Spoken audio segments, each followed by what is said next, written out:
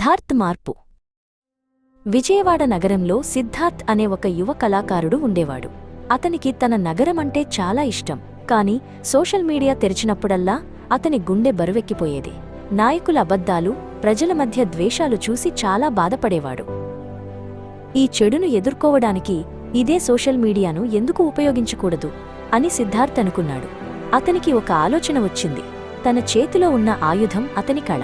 వెంటనే తన drawing pad, pencil తీసుకున్నాడు. అతను తన మొదటి కార్టూన్ను గీశాడు.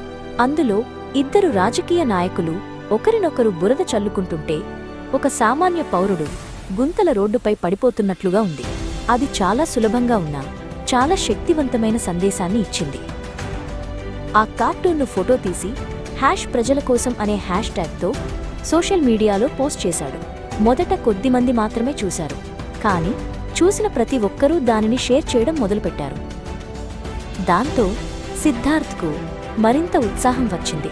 నగరంలోని సమస్యలైన చెత్తకుప్పలు, కాలుష్యం, నిరుద్యోగం వంటి వాటిపై ప్రతిరోజూ ఒక కార్టూన్ గీయడం మొదలుపెట్టాడు.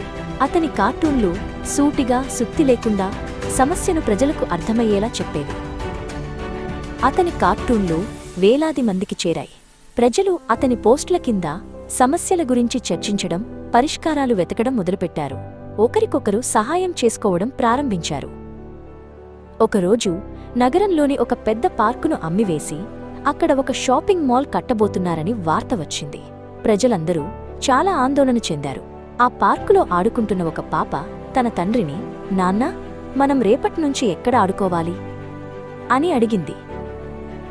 ఆ మాటలు విన్న సిద్ధార్థ్ చలించిపోయాడు. ఆ రాత్రంతా మేల్కొని ఒక అద్భుతమైన కార్టూన్ గీశాడు. అందులో ఒక పెద్ద కాంక్రీట్ భవనం చిన్నపిల్లలు ఆడుకునే ఊయలను మింగేస్తున్నట్లుగా ఉంది.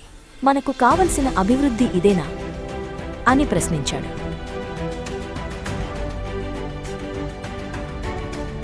ఆ కార్టూన్ లక్షలాది మందికి చేరింది. ప్రజలందరూ ఏకమయ్యారు. సిద్ధార్థ్ కార్టూన్ను ప్లకార్డులుగా పట్టుకుని శాంతియుతంగా నిరసన తెలిపారు. ఆ ప్రజా ఉద్యమం చూసి అధికారులు వెనక్కి తగ్గారు. పార్కును కాపాడారు. సిద్ధార్థ్ తన కళతో ప్రజలలో చైతన్యం తీసుకురావచ్చని నిరూపించాడు. సోషల్ మీడియాను మంచికోసం వాడితే ఎంత పెద్ద మార్పునైనా తీసుకురావచ్చని అందరికీ తెలిసింది. సిద్ధార్థ్ తన ప్రయాణాన్ని కొనసాగించాడు. ఒక్కో కార్టూన్తో సమాజంలో మార్పుకు నాంది పలుకుతూనే ఉన్నాడు.